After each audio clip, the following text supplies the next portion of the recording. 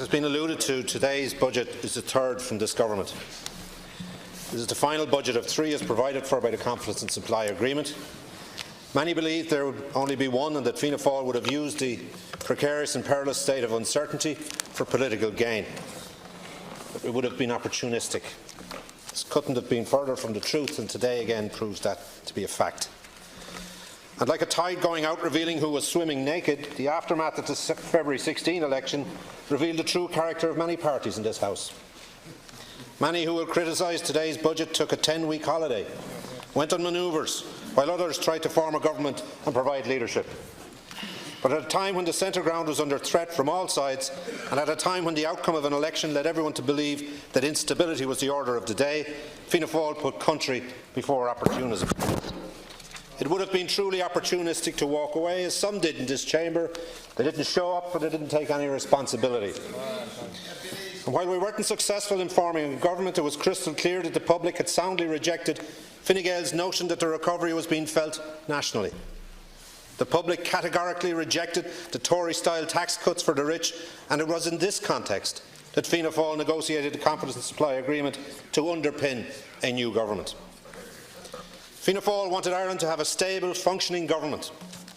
The reason for that is a deeper sense of that responsibility to ensuring the state provides for its citizens.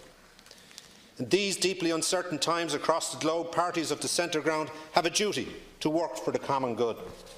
The Confidence and Supply Agreement, for all its frustrations, has provided stability during a period when our closest trading partners in the UK and the US are mired in political crisis. And it's in that spirit too we approach this budget.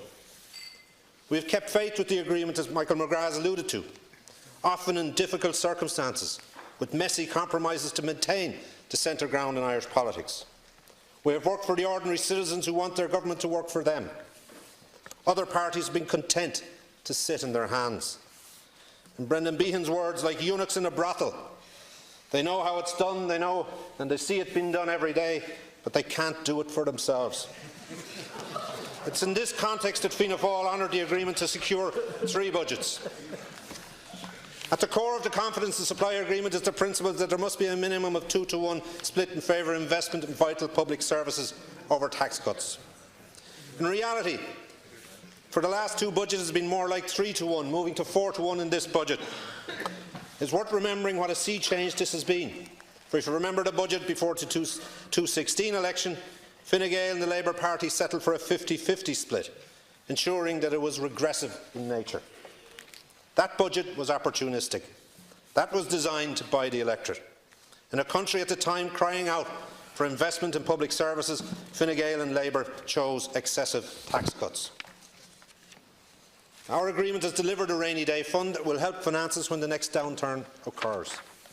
It has delivered successive cuts in the universal social charge directed at low and middle income earners, has secured a €15 increase in the old age pension, €15 increases in the carers and disability allowances, and a €15 increase in unemployment benefit. It has delivered on increasing the home carers and earned income tax credit and a decrease in capital gains for entrepreneurs.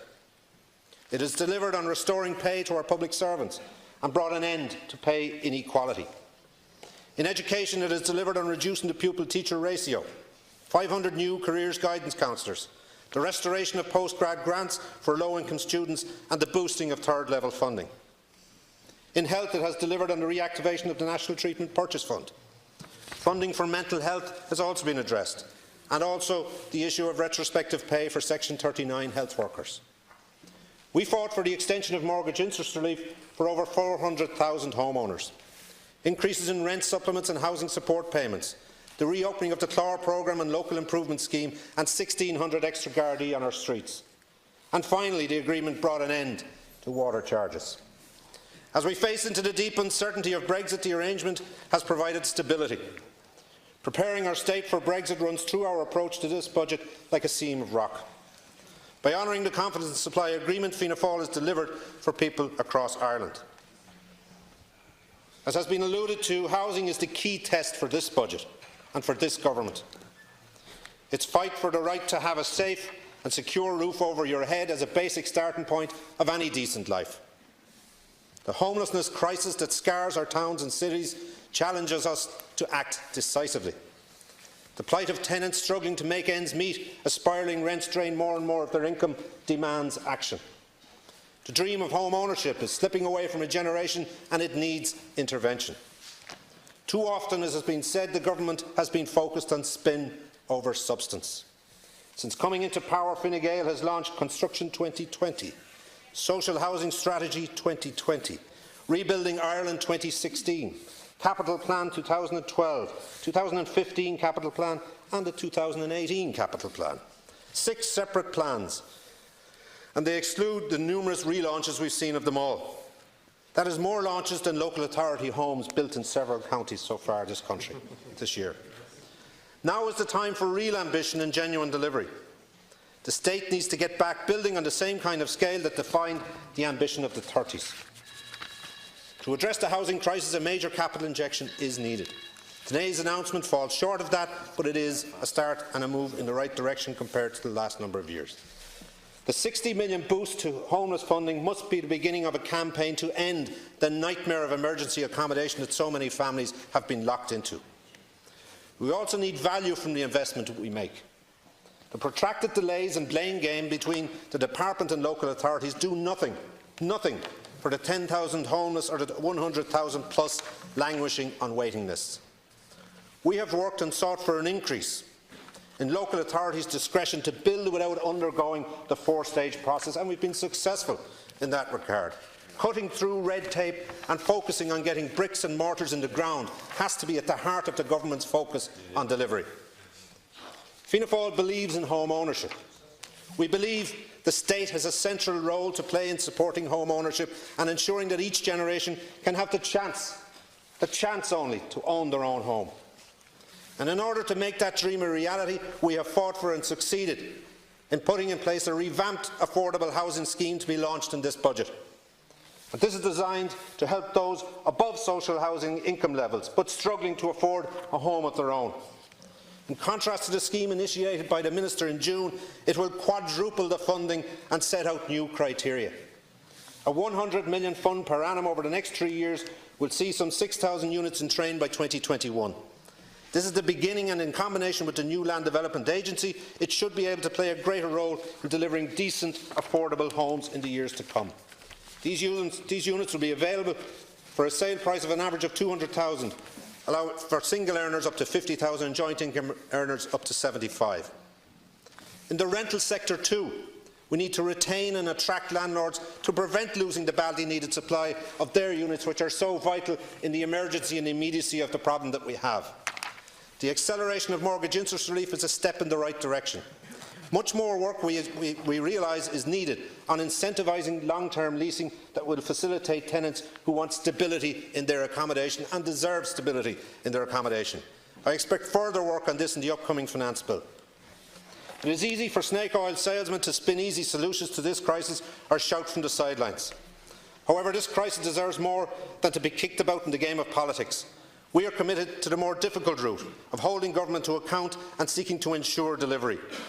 We know that this is going to be a long fight, a fight for a decent home for every citizen, but I want every family to know that we are on their side, not simply for the grandstanding on this day, but day in, day out, and we are fighting their corner, let it be said. Yeah. Minister, I'd like to mention the issue of mica in the north west of the country, particularly Donegal and Mayo. You made a commitment to address this issue in the coming year, and we would expect to see the detail of that during the course of the year and a revised estimate to accommodate it. Before I comment on the expenditure of health, I believe it's important to acknowledge and sympathise with Emma Vic Mahoon's family following her death earlier this week. Emma always spoke bravely about the need for quality, accountability and reform in our health service.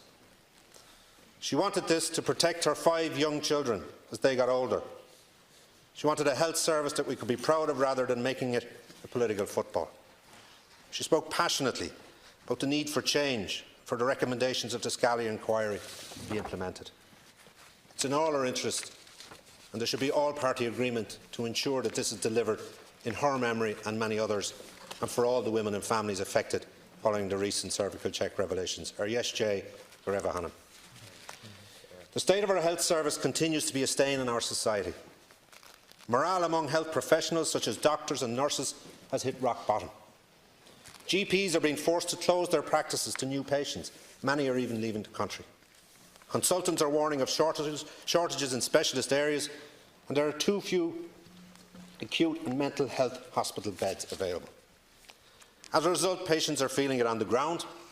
Nearly 1 million people are on waiting lists, and thousands of patients continue to lie on trolleys. The government's health policy, I'm afraid, has failed, and yet they would like us all to believe that the public health care system is a lost cause, that no matter who is in government, it can't be improved. As Sean Lemass once said, defeatist attitude now would surely lead to defeat. We cannot opt out of the future. We can't afford the fatalism the government has taken to our health service. We need, expect and want to realise real ambition and energy to build it into a service our state can be proud of. In negotiations for the Confidence and Supply Agreement, Fine Gael bitterly opposed the reactivation of the National Treatment Purchase Fund. And it's because of Fianna Fáil and the Confidence and Supply Agreement that that fund is now up and running and having a real impact on the services patients are receiving. We welcome the added investment to the NTPF announced in today's budget package. We welcome the reduction in drug payment scheme threshold. Prescription charge rate for older patients and the extension of medical cards are drawn from that agreement to reduce medical costs, which was our intention. It's a welcome respite for vulnerable patients struggling to make ends meet. The Sláintecare report sets out a sustainable pathway forward for our public health service. Regrettably, the implementation plan fails to include any costings or financial backing. Without such a financial foundation, we fear Sláintecare will simply gather dust and fail to bring the reform our public health service so desperately needs. The money announced today falls far short of the ambition that was contained in Sláintecare. The recurring overspend in the Department of Health is symptomatic of this lack of focus. This year, the department will be 700 million over budget. And once again, it's the revenue from corporation tax that will be used to fill that hole. For a government claiming to be prudent and responsible, unfortunately, this is neither.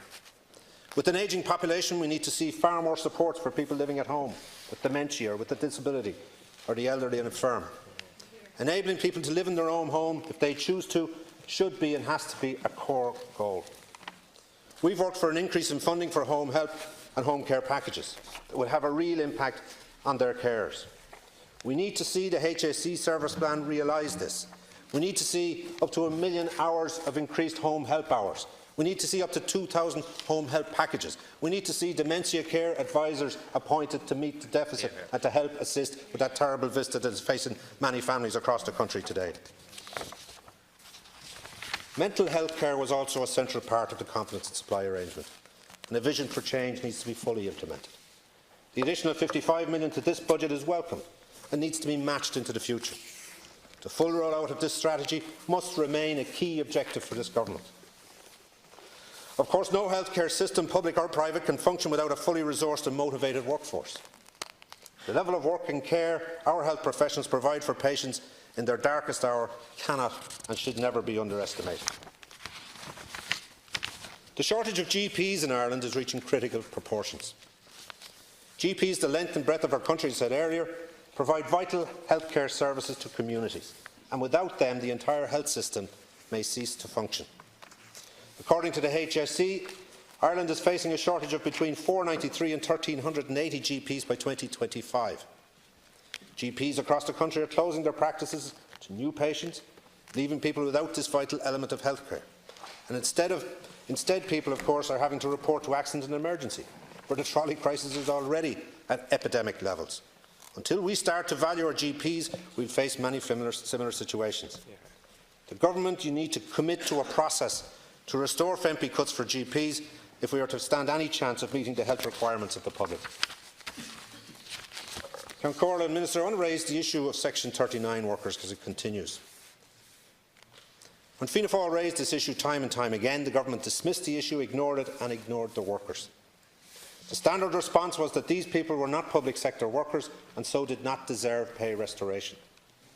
Aside from being grossly unfair, hospices and other such organisations which provide vital health services to communities throughout the country were left in the unenviable position of either leaving workers without restoration or cutting services. We welcome the outcome of the WRC process in recent weeks, but in a wider sense, the funding of voluntary Section 39 organisations needs and has to be addressed. The Government, of course, is of the view that the funding is sufficient.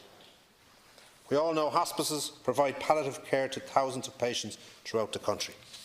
Many of these hospices are facing funding deficits, and there is a real prospect that services will need to be cut.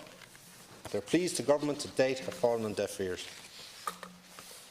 With the growing number of two-income families in Ireland, the need for additional childcare services and supports are now required more than ever. There simply is not enough capacity at the moment to deal with the demand, and the costs have exploded. Hard-working families are being placed under ferocious pressure. Loved ones are often needed to fill the gap. Many parents, mostly women, are being forced to curtail their career to stay at home because childcare is so expensive. And that's notwithstanding the increases we've seen today in the eligibility. In relation to Minister Ross, who's been trying to appeal to grannies like a political Dickie Rock, it's as if it's a 2-for-1 price of granny grants does not constitute childcare policy. This is a key priority for Fianna Fáil. Paid parental leave and subsidy increases must be part of a broader suite of measures, including shared maternity leave, to broaden out the capacity of parents to share those responsibilities. The additional resources announced are but a drop in the ocean, unfortunately, as well-intentioned as they are. The prolonged delays in the rollout of an affordable childcare scheme, which seems to be moving further and further away, rather than getting closer, beg serious questions of the Department. We need a far more radical approach to deliver childcare, with the state driving it on. Fianna Fáil has always been and believed, and continues to believe, that a well-functioning public service with appropriately paid public servants is the bedrock of an equal and prosperous society, the bedrock of an Ireland for all. And this is why public sector pay and conditions formed a key part of the confidence and supply arrangement. We supported the negotiations between the Government and the unions in the Public Service Stability Agreement. We supported and facilitated the enactment of the subsequent legislation. However, major issues of public pay and equality were not addressed. The dismissive attitude taken by Government served to add fuel to the already growing fire. Fianna Fáil called for pay equalisation for post-2011 workers from the very beginning, and pushed an amendment to the public service pay legislation, forcing the Government to act. The recent agreement represents a sea change in policy for the Government, and one that we welcome. Unions are in the process of considering the agreement, and we await the outcome of that process, but concerns have already been raised over the length of time it will take to achieve full pay equality. Many commentators have criticised the amount of pay public servants have received over the last number of years. That commentary is misguided. For if public pay was so high, why would there be a shortage of nurses, doctors, consultants, members of our armed forces, and in some cases a shortage of teachers to teach our children? The fact of the matter is that in key parts of our public service, most notably in health, we have huge shortages in key positions. I welcome that the Government has implemented here today the recommendations of the Public Service Pay Commission, but it would be a mistake not to think that this in itself will address the significant shortages in key areas of the public service. A fair society requires a social protection system that provides vital supports to those who need them most. Having a strong social protection package over the last two budgets ensured that the least well-off benefit the most over the past two budgets. While some look down on those receiving social protection, Fianna Fáil most certainly does not. For this reason, we negotiated for a strong social protection package in this budget. We called for and delivered an increase of €5 in the state pension and similar increases in the disability allowance, unemployment benefit and the carers allowance, bringing the total increase under this agreement across all scales to €15.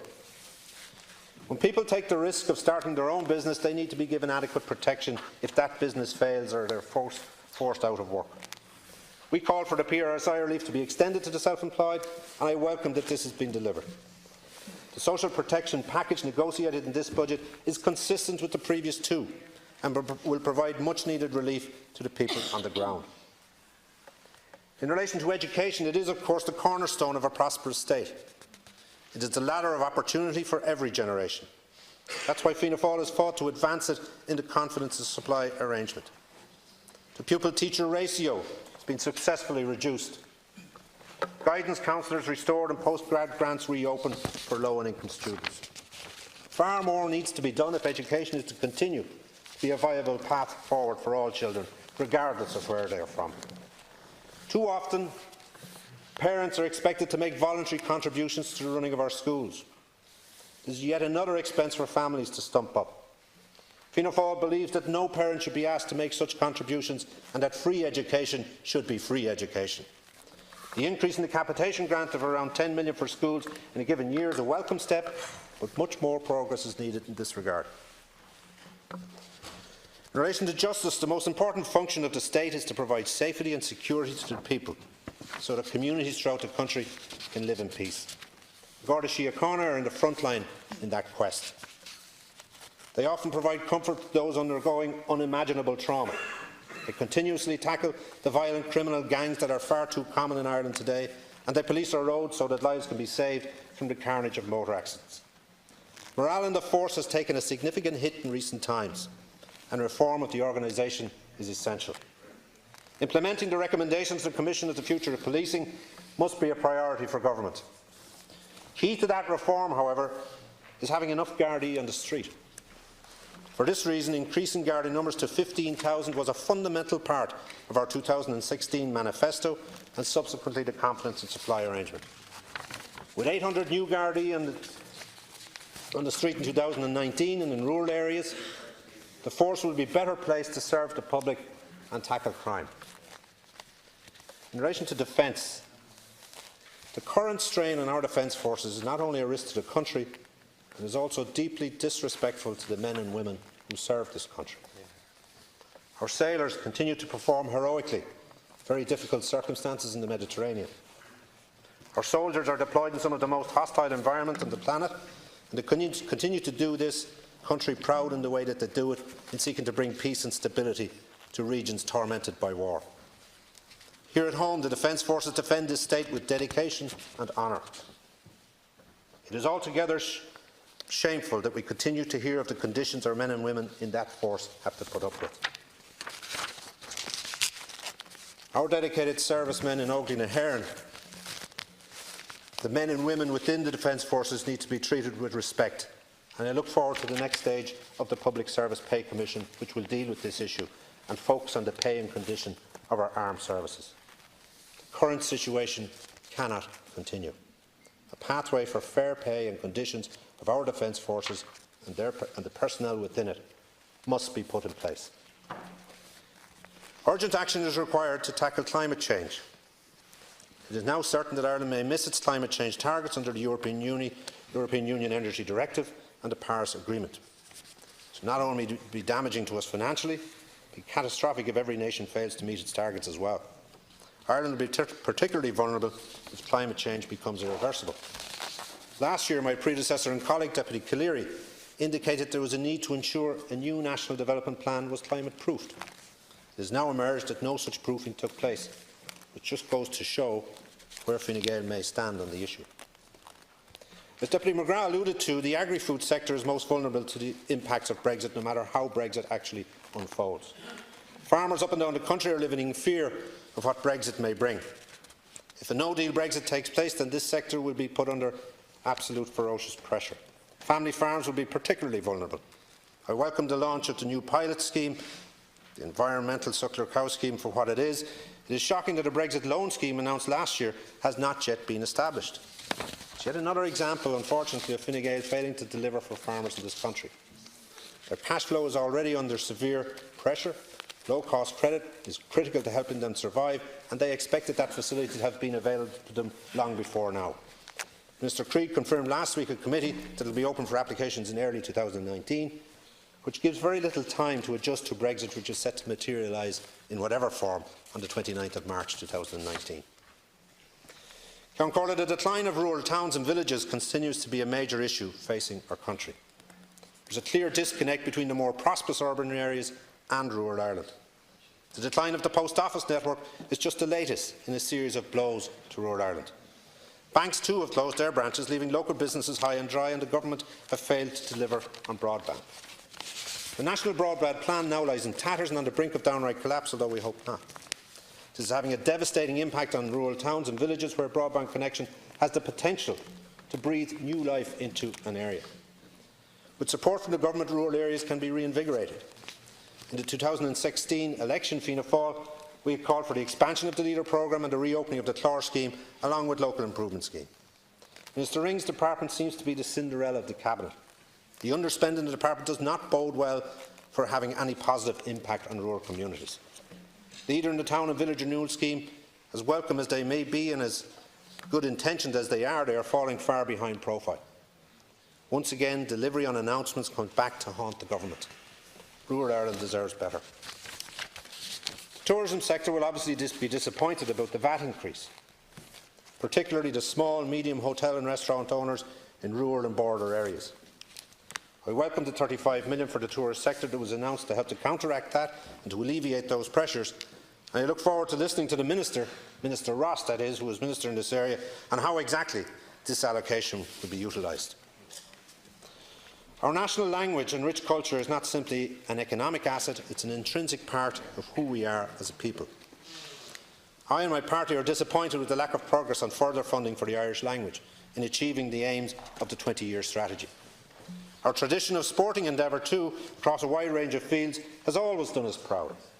Funding for sports needs to be more than just a PR stunt for Minister Ross at Dublin Airport. Fine Gael's dire record in capital expenditure for 2011 has left Ireland lagging far behind its international competitors and struggling to cope with a growing population. The crises in health and housing are testament to that neglect and will now take years to resolve. Earlier this year, the government announced amid much fanfare a new and glossy national development plan. And under that plan, we were to see new schools, new hospitals, new transport links, new roads and new Garda stations, for example. Critically and all too characteristically, the report was notoriously scant on detail. And given the appalling nature of housing and health in this country, one is entitled to ask when these new capital projects will actually be delivered. The summer economic statement confirmed, yes, that £1.5 billion extra in capital expenditure was to be spent in 2019. This in itself is to be welcomed, as said. But when asked what this £1.5 billion would be spent on specifically, there was precious little by way of concrete plans. On numerous occasions I asked the government to provide details both here in this House and in the Budget Oversight Committee. Frankly, the answers I received were equally scant on detail, and I regret to say they displayed the same pattern of all other plans introduced by this government, and indeed the last. Will the national plan be delivered for the people of Ireland? I sincerely hope so, but I fear not. Fianna Fáil would establish a National Infrastructure Commission that would oversee the delivery of the National Development Plan and outline to government the key priorities.